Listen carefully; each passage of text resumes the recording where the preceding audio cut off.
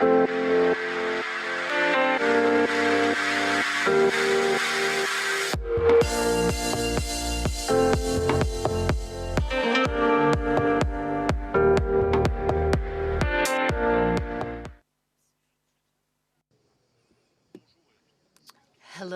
to all, and welcome to this roundtable discussion at Aix-en-Seine 2020. And the topic is implementing an alternative growth model. My name is François LENGLET. I'm an editorialist at the French TV channel TF1, and I'm the moderator for this session. Let me introduce the participants. To my left, Hélène, who's a member of Le Cercle des économistes, and she was in charge of coordinating this session. She's a professor at the London Business School. By video, Christine Lagarde, who's the president of the European Central Bank, of course. Also on video, Axel Weber, who is the chairman of the board of directors of the UBS Group. And to my right, Pierre-André de CHALENDAR, who is the CEO of Saint-Gobain, an economist, a banker, a central banker. We have 50 minutes to deal with our topic, and it's quite a wide topic and an important mission, but we're going to try to explore this topic with our participants. The rule of the game is always the same. Hélène is going to present the challenges of the debate. Then we'll hear from each of our panelists for 8 minutes. They'll answer the question with their points of view on the question of an alternative growth model, and then there'll be a discussion. And finally, we'll take questions that will come over the internet. Hélène, the floor is yours. Thank you, François. Hello, everyone. Hello to our panelists. The context is currently quite difficult. The COVID crisis is extremely violent, with a risk of high unemployment levels that's appearing. Climate change is also present. So we need to find the way of creating good quality jobs while preserving the planet.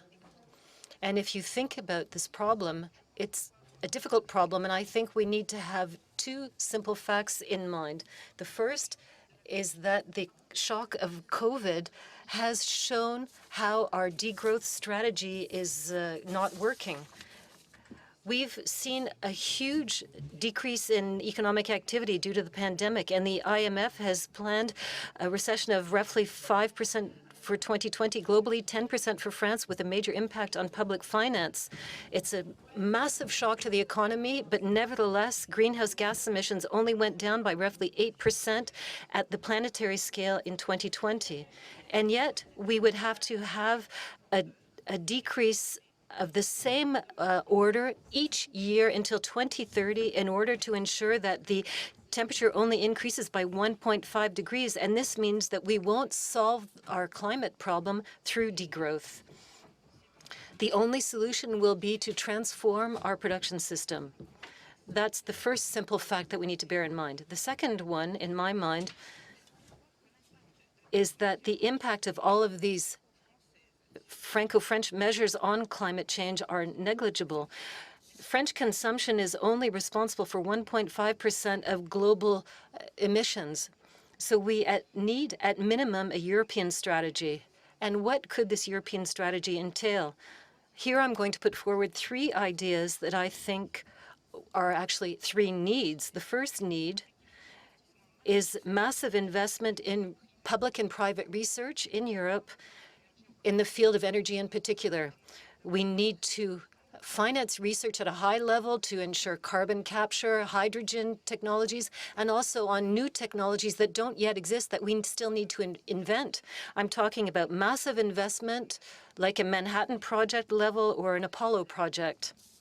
The second idea is that we won't change our economy without carbon pricing. And this carbon price has to really reflect the real cost of CO2 for the planet. For the production system to change, investment has to go into the right sectors. The price of carbon has to discourage investments in polluting technologies, the brownest technologies, and needs to encourage investment in green technologies. In order to do this, we need to build on the existing system, which is the EU emissions trading system, but we need to reinforce this system and increase its scope. We need to also use the system to grow the cost of greenhouse gas emissions in Europe between now and 2050. Thanks to a carbon price that would increase over time in a predictable manner, investors could allocate their capital to the low-carbon activities that will be the most profitable. On the other hand, polluting technologies will have decreasing yields and will be abandoned. In a crucial way, and this came out of the Citizens' Convention in France on climate, we also need to adjust the price of carbon at our borders. It's very important in order to avoid carbon dumping, and this is complementary to carbon pricing. The third idea, and I think it's also a need, the private sector has to be mobilized with European accounting rules that take into account the carbon content of economic activity in a mandatory way. Companies must indicate their emissions targets, their transition plans, their stage reports that can be monitored by consumers and investors. And we also need to ensure that compensation policies are linked to their progress in terms of transition towards a green economy. And I will conclude by saying that more generally, in terms of companies, we need a growing number of companies who take on the status of a mission-oriented company. And it would make our environmental indicators more transparent, but also social indicators. They need to be taken into account in company objectives. And it should allow a much more cohesive management of our companies, reduce inequalities in terms of status and compensation between our workers. So there are a few ideas to launch the debate. Thank you, Hélène, for these recommendations and this introduction. And I think our three panelists will come to this. Christine Lagarde, hello. As I said earlier, you're the president of the European Central Bank, one of the biggest in the world. And if I were a bit provocative, I would say, what has the European Central Bank got to do with green growth? Is it its role? And if yes, why exactly and how exactly? Thank you, François. And hello to all of our speakers. Hello to everyone who's listening today.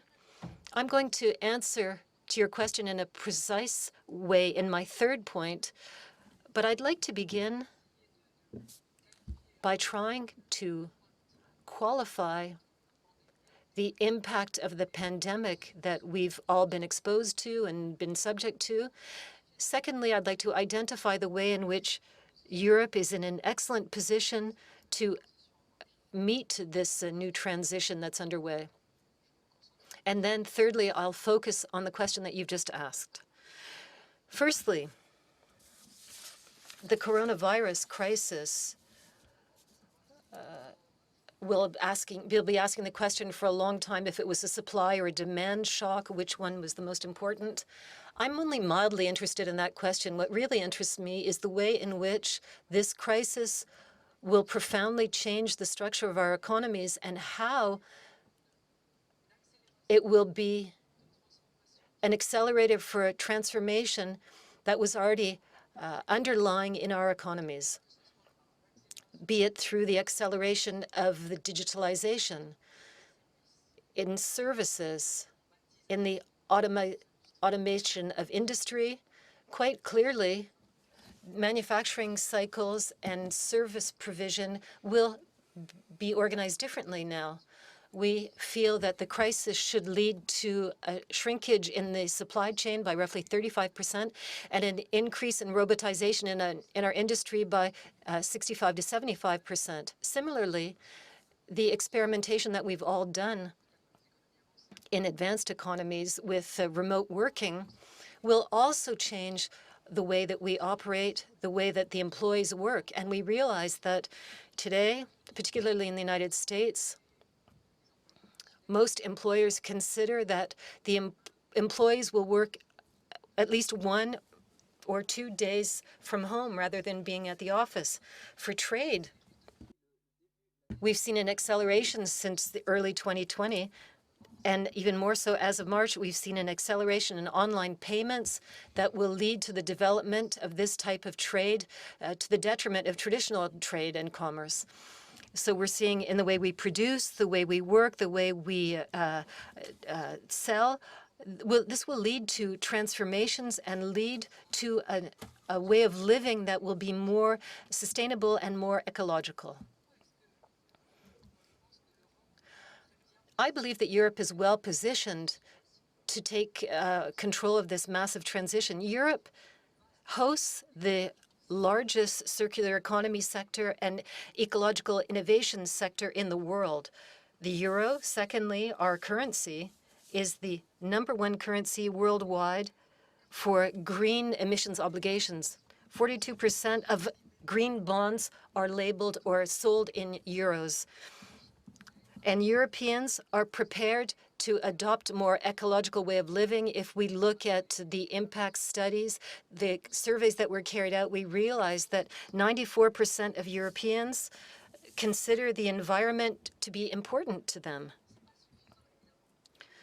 That's not sufficient, obviously. We need an economic framework that allows us to mobilize financing and to ensure that new technologies be adopted in an efficient and symmetrical way across Europe.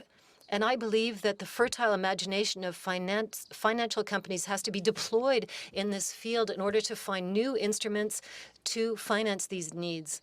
Today, according to the estimates that were carried out by the European Commission, the investment needs for the digital and ecological transition of EU for the next 2 years only come up to 1,200 billion euros. So those are the financing needs. So what's the interest? The interest is the size of the market in the EU. The Eurozone market is an interesting size market, and that's why we need to move towards a common digital market that will take over from the common market that was set up several decades ago. National policies are decisive, but they're decisive if in a coordinated manner. We've all heard that the exit from the crisis will come in a fragmented and dispersed manner, and that's imperative to fight against this risk of fragmentation. And this is also true in terms of capital stock, intangible capital stock. We must come to a certain type of harmonization of investments. And today that we know, for instance, that the real stock of capital, intangible stock, was multiplied by 4 in Germany from 95 to 2015, and it was only multiplied by 1.5 in the US and 2.6 in Portugal. So we need to focus our investments in order to reduce this gap between the countries. And that brings me to my third point, the one that we must all individually ask ourselves in our respective fields. These transitions must lead us in the fields that are ours, where we are, with what we do, to reconsidering, questioning the way in which we function, the way in which we carry out our missions. And I'd like to measure this against my mission, my profession, which is to implement monetary policy in the Eurozone that serves price stability. So there are 2 big structural changes that we're having to face in terms of monetary policy, and I'd like to see how these structural changes and the changes in risk assessment will lead us to have a different viewpoint. The structural changes can have an influence on inflation. That's obvious. It's a measure of price stability for us. The transition towards new economic models will be disruptive. They will probably be destructive in the first 2 years. They will impact employment, production, and it could be very negative if it goes very quickly. And then we can hope that it will improve productivity factors. So the inflation dynamics will be impacted with disinflation to begin with, and then inflation that will occur, that we'll have to anticipate, that we'll have to measure, but it will most likely be based, if we have an increase in productivity, on an natural increase in interest rates. Firstly, if we only look at the short term, it is clear that the transition will weigh on inflation, and we think that this will last until 2022. This is our medium-term horizon. And during this period, the ECB's monetary policy has to be accommodating, and that will help the reallocation processes. The second observation, the very low cost of capital today will encourage investments in sectors of the future and will create employment opportunities for employees who will leave declining sectors and readjust to the new sectors. That is the first consequence of structural changes. The second consequence concerns the field of payment, one of the key missions of the European Central Bank. Today, what we've observed in the last 3 months is a real increase in contactless payment. And I'll take advantage of this moment to say that the bank bills are not spreading the virus more than any other tactile measure or textile. Bills will not go out of circulation for those who are attached to paying in cash. But the fact is that contactless payment has really developed, and in these conditions, the mechanisms for payment mechanisms between the ECB and between banks, between users, the end users, and the financial sector will have to be developed in a digital way. And I'm delighted about this topic to see that a certain number of German, French, Italian, Dutch, Spanish banks have started to work together in the last 2 days in order to set up a platform that will make it possible to come up with a European solution to digital payments that will be carried out in a much more important manner in the coming months and years. In terms of the platform and in terms of cross-border payment means and contactless payment means, Europeans must work together to provide a solution that is secure, which is why the regulator and the ECB's role is important. We need to be flexible, but we need to apply this into all countries of the European Union and in all countries of the Eurozone. I have a third and final point that I'm extremely attached to, and that is the change in risk appreciation. Clearly, with the coronavirus, we will have an increase in inequality, which occurs in most cases of major pandemics. So we will have more inequality with macroeconomic and social consequences, which is not my core business, but that will also have consequences in terms of monetary policy. This will give rise to different savings rates, consumption rates, and we have to take this on board. The environmental impact will be high too.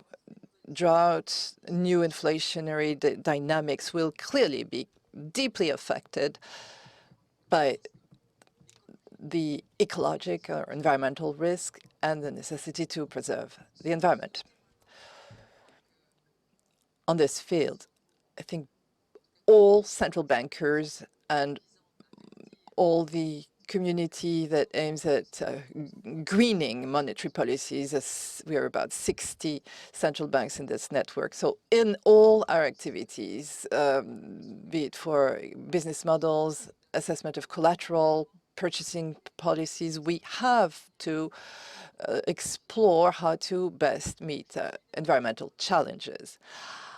I was already doing this when I was managing director of the IMF. I had to convince all of the board of directors, 189 countries, to convince them that environmental risk is a macroeconomic risk. And I am determined to carry on the same debate with my friends in the board of governors of the ECB to make sure that in all the fields that we cover, climate risk, biodiversity risk be taken on board in our work. The European Parliament made a major drive to advance on taxonomy. This is not enough. We have to go further. It won't be done in a day. But we have to look to itemize field by field, activity by activity, stress by stress, publication by publication to make sure that environmental risk is taken into account. Thank you, Christine. You also took time to reassure us on sanitary innocuity of banknotes. Mr. Weber, you are the head of the supervisory board of UBS Bank, which is one of the largest banks in the world. Today, we are debating on a theme with midterm and long-term finance challenges. But finance is a short-term business. So can we reconcile finance and the long term? And if yes, how? Inviting me to the session. It's a pleasure and an honor to be with this distinguished group of French economists, many of whom I know well for many years, and of course Christine, longstanding friend from the central banking world. Actually, I'm a banker now, but I used to be a central banker and an economist before.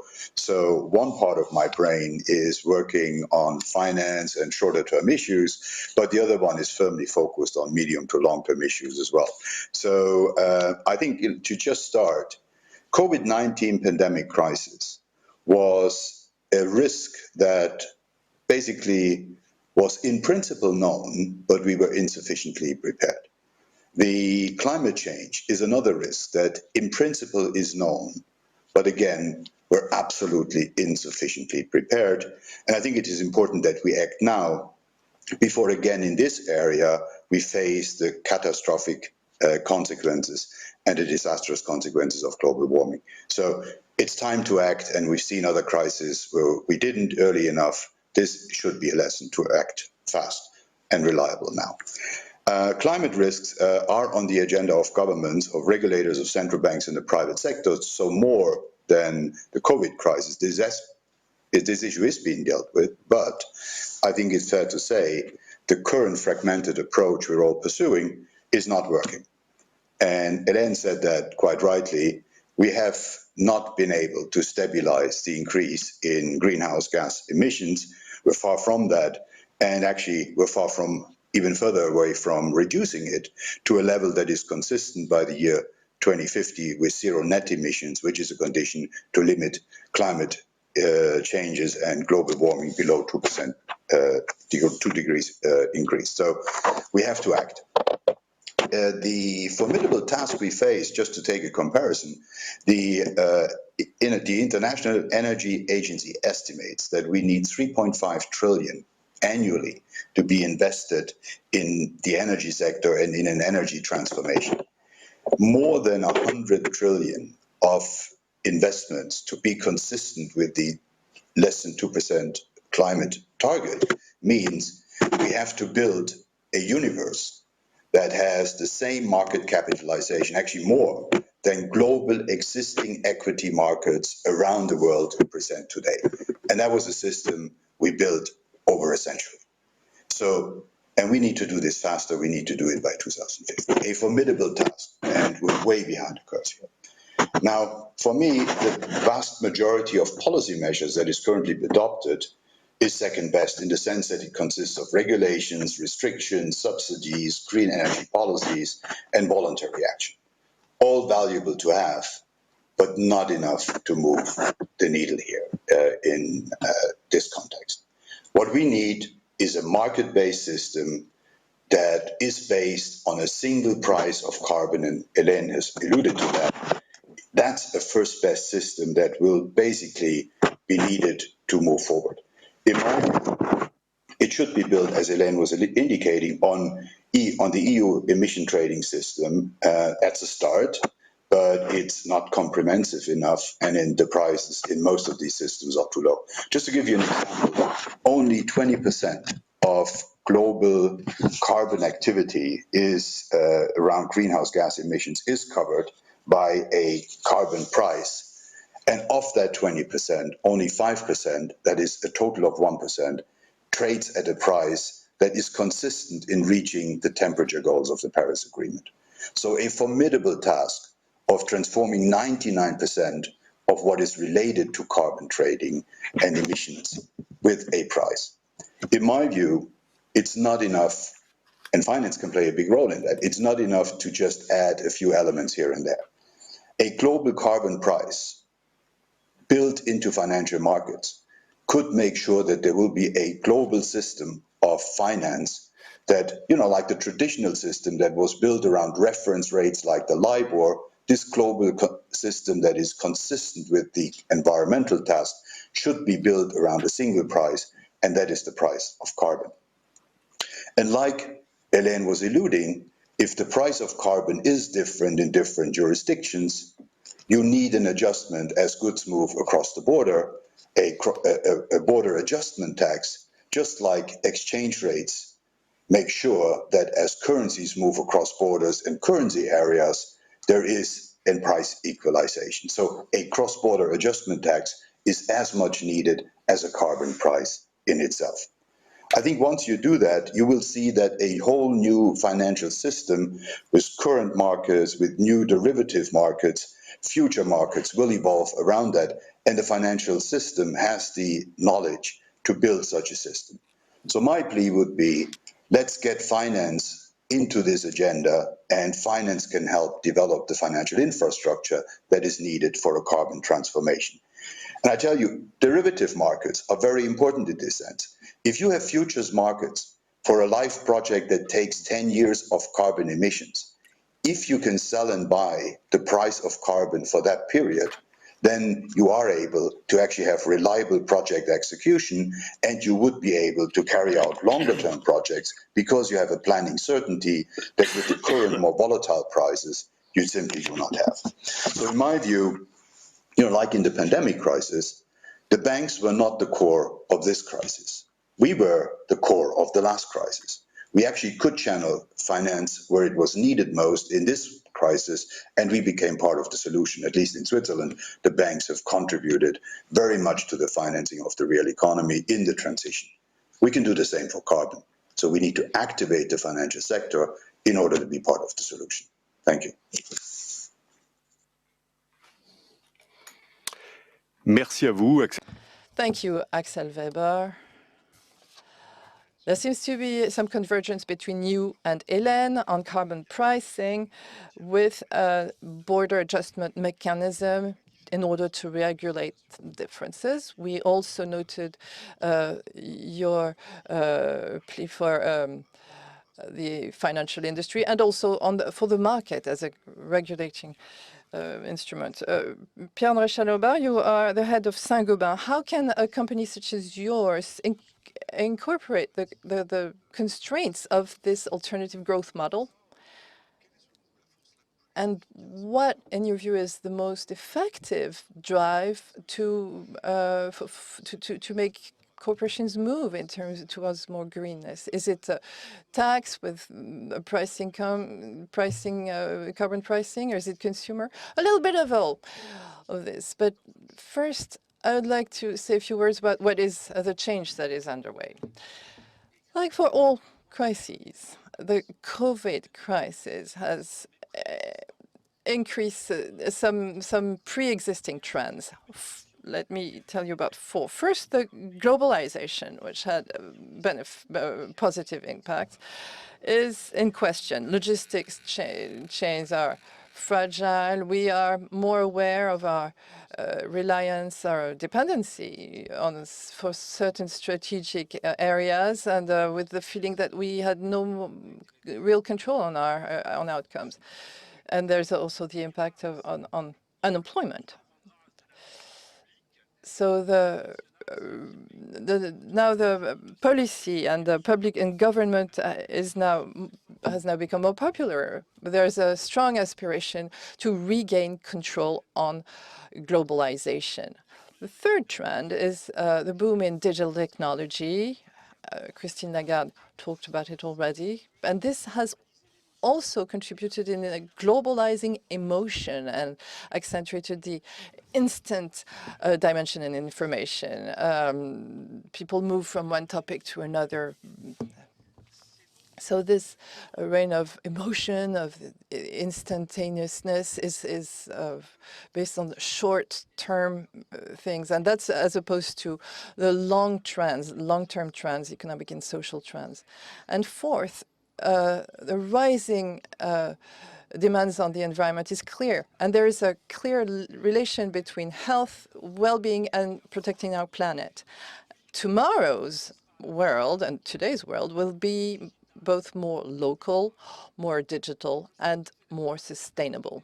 I wholeheartedly agree with what Hélène said in the first place. If we have growth, as she demonstrated, this growth will have to be sustainable and inclusive. And this growth will need manufacturing industry. And I'm convinced of that.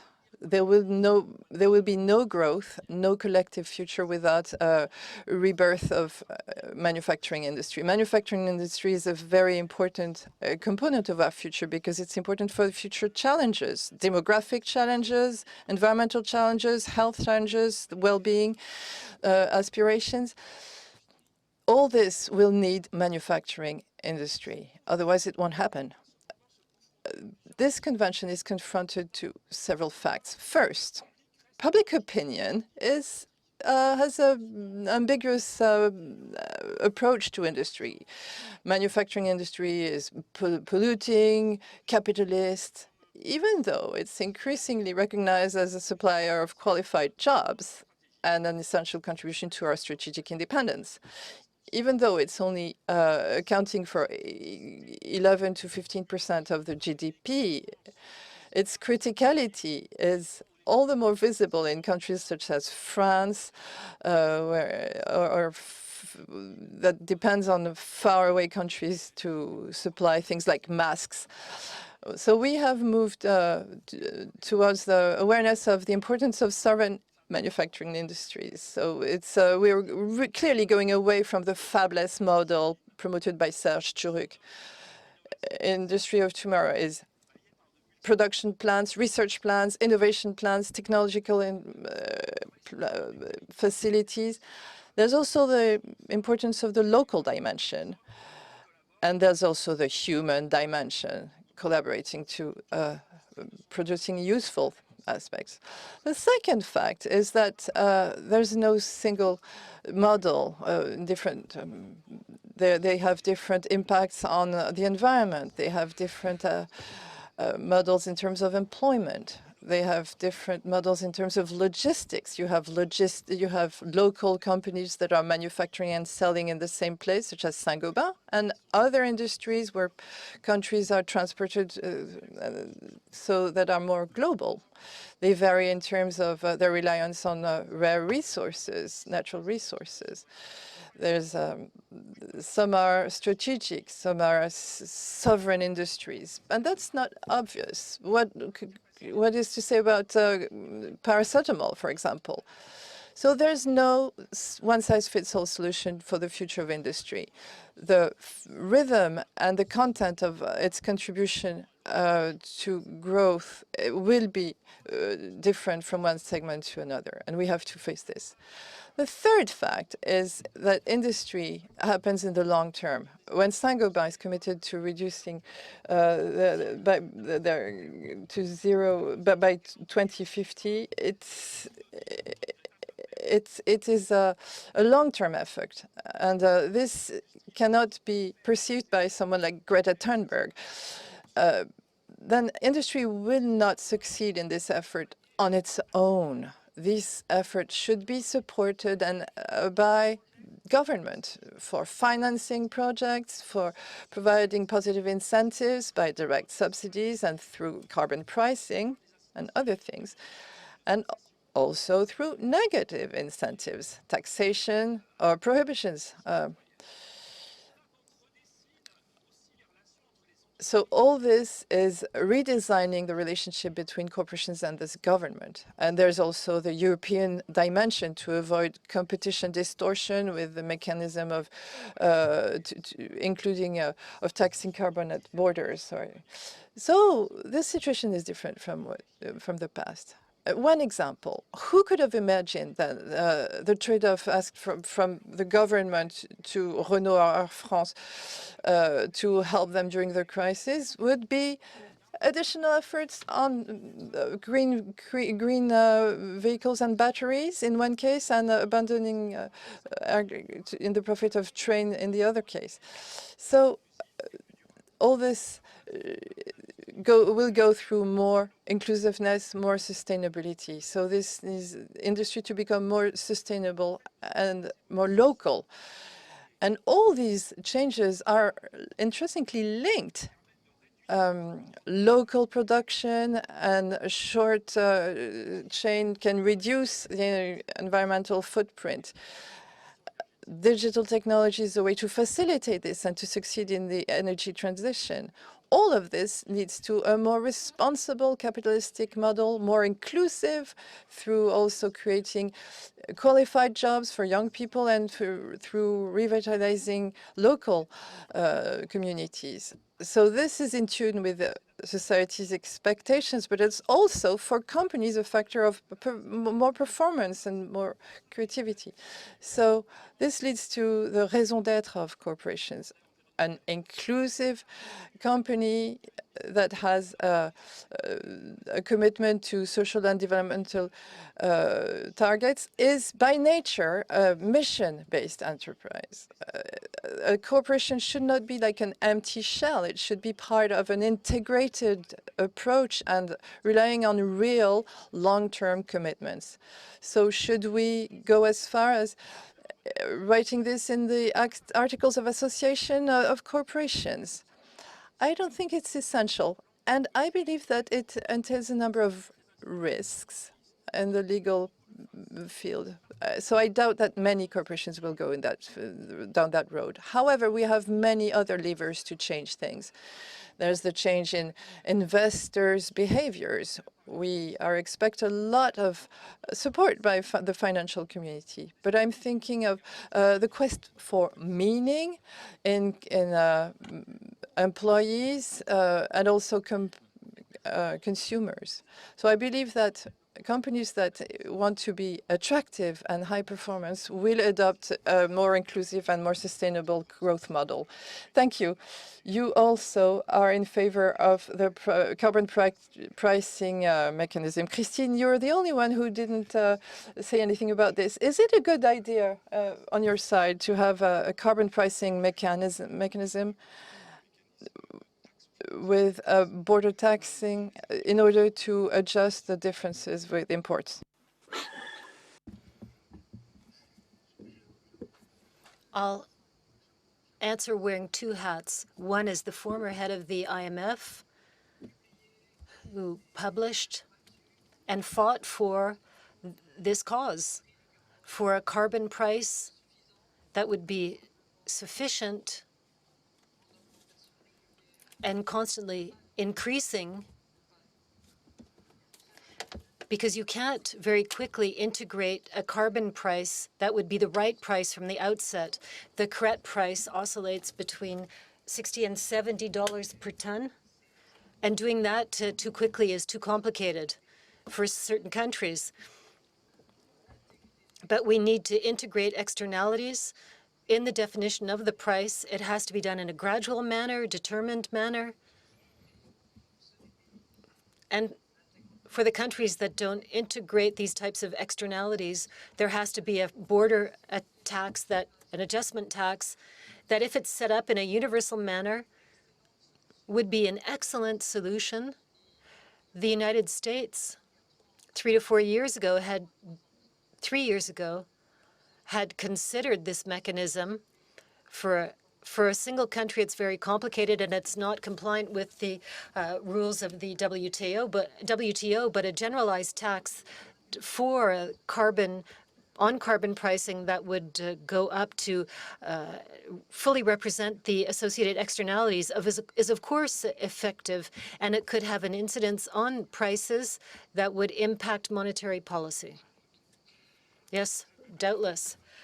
Axel Weber, Pierre-André de CHALENDAR, said that he hoped investors will push us to accelerate energy transition. Is that your feeling? That finance and behind finance, investors, because it's their money, are they ready to point the driving forces of the economy to an alternative growth model?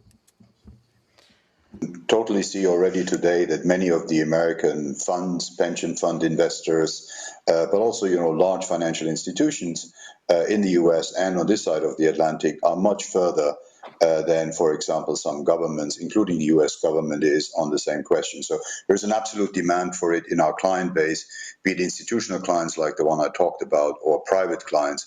When you talk to families who want to invest their money, it's the next generation, the millennials, that want to change the portfolios away from carbon content to really net zero, but we don't have the investment universe yet. And so the banks stand ready to develop that and be part of it. We need a carbon offset market, which has basically not been mentioned so far. And again, the question is, what do you pay to somebody who improves the environment and actually reduces emissions? Again, it's the carbon price. It's all evolving around a price around which you can build current and future markets. So I absolutely agree that the finance industry stands ready to be part of this. There is a huge demand with our clients, and I think we have the capabilities of helping engineer that, as we did for normal equity markets and finding traditional investments.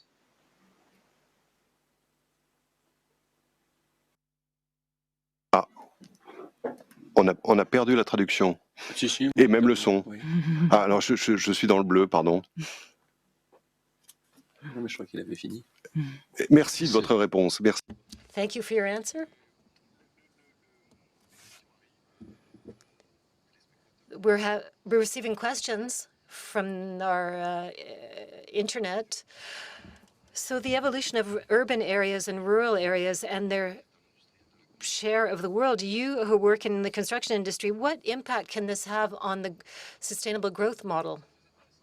It's very interesting because for the last 15 years, we've seen a strong acceleration in urban development across the world with the huge megapoles and cities. That's why it's important to keep other territories and why industry shouldn't necessarily be in the cities. That's an important point. Is this going to be challenged by the health question? And cities are better today, given the mobility that's not electric. Cities are better. The fact that we live in vertical dwellings is better for CO2 emissions, for health. And the COVID crisis, we've been rethinking this. Do we need to go back to a more English or style system, or rather than a New York or Parisian system where we'll be living in more horizontal dwellings? Those who were confined in a garden were better off than those who weren't. So will that change things? I'm not sure yet. I think it's too early to say.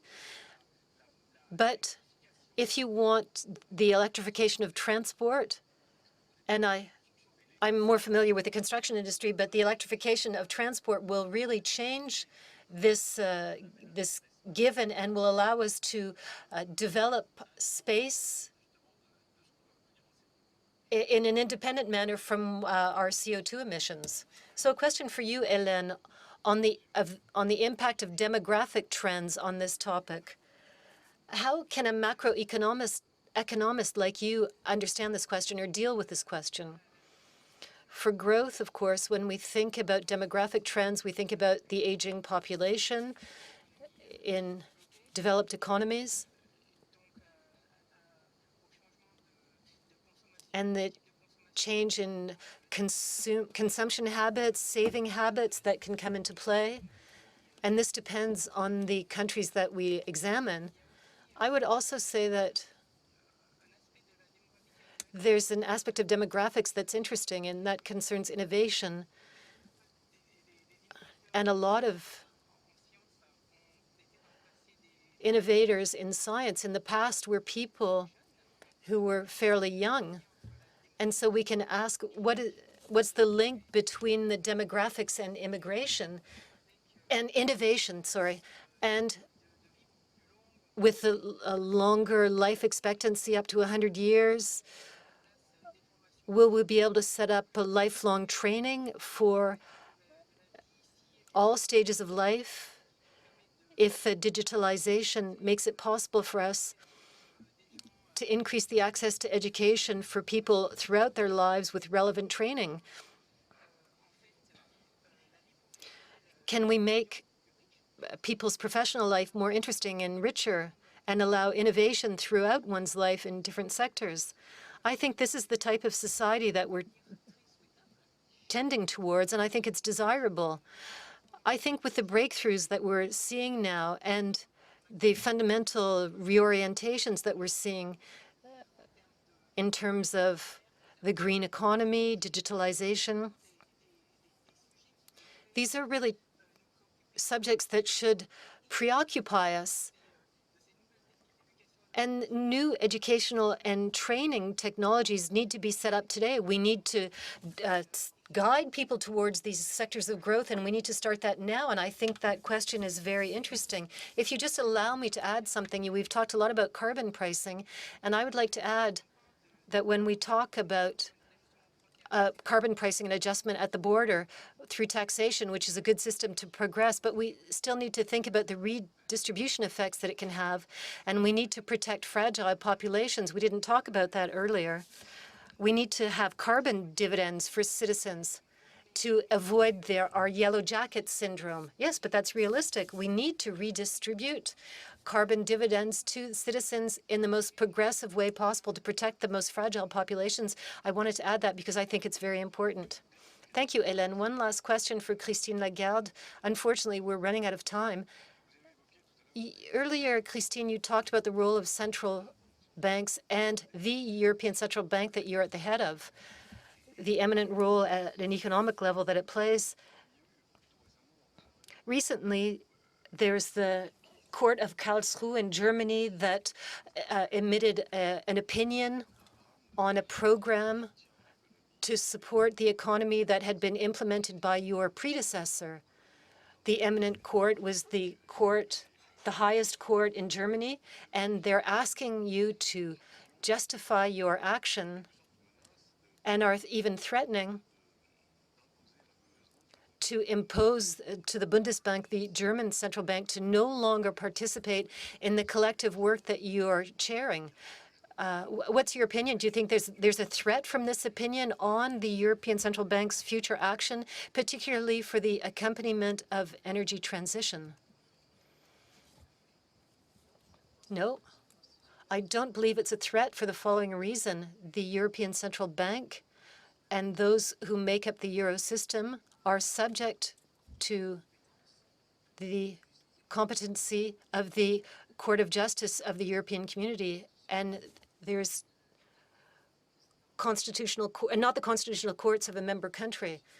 So the German Constitutional Court rendered a decision, an opinion against the German government and the German parliament, asking them to verify the proportionality that was applied in terms of criteria to define the accommodating policies that were set up in the past, the purchasing of government bonds specifically, and the German authorities, with intelligence and elegance, found a solution that made it possible to answer the question, and we at the ECB facilitated that operation. And it was even more simple because we have always used the criterion of effectiveness and proportionality to calibrate our non-conventional monetary policy or accommodating monetary policy. This decision was received by the court, and they responded in a proportional and intelligent manner. And I believe that this debate is now closed, knowing that there'll be other debates in front of other bodies, but the ECB is subject to the jurisdiction and the competency of the Inter-European Economy Court of Justice. So thank you all. We've reached the end of our very interesting session, very full session with many ideas. We agreed on certain ideas, particularly around your presentation, Hélène. The debates are continuing on this topic and on other topics. As you know, you can find them on the web at Aix-en-Seine 2020. Thank you for following this debate, and we wish you a very pleasant day.